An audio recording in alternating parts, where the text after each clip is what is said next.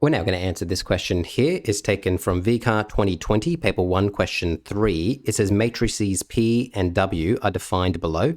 So here's P, here's W.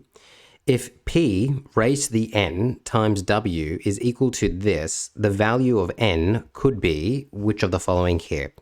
Okay, we really need to take note of the fact that P raised to the n times W is simply equal to W itself. Because do you see here, ASTOR, that's the same as W, ASTOR. So what we've got here is a situation in which we're going P raised to the n times by W is equal to W.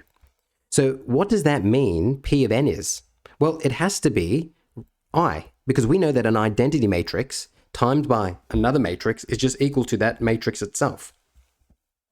So this is the important part. P of n, P raised to the power of n, is equal to the identity matrix here. That is the important thing to recognize. So what are we going to do here?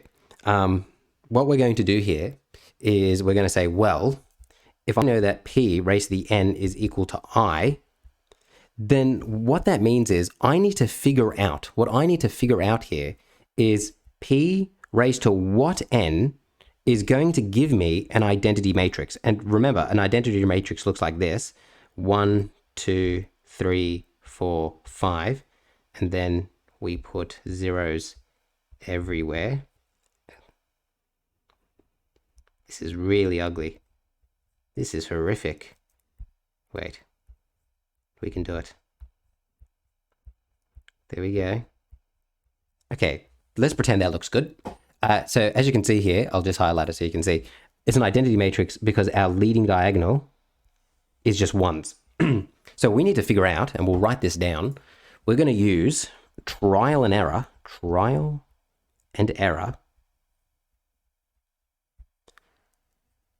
to find n. And n here, we'll do it in a different color. N here is just this n there. We're trying to find what n has to be in order to get an identity matrix here out.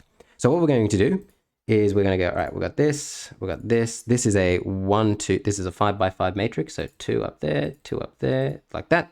And then we're going to go, all right, 0, 0, 1, 0, 0. 0, 0, 0, 0, 1. 0, 1, 0, 0, 0. 0, 0, 0, 1, 0. 1, 0, 0, 0, 0. Okay, then I'm just going to store this away. So let's just go, let's call this, whoops, I'm getting messages here. Let's store this as P.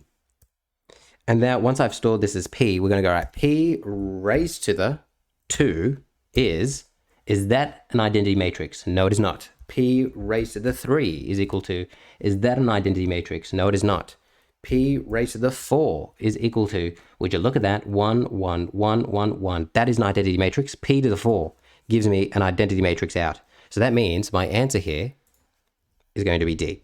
That is how you do it. That is how you answer that question. A bit of a tricky one, but you have to understand what it is you're doing. And yeah, when you're doing trial and error, it's never pleasant.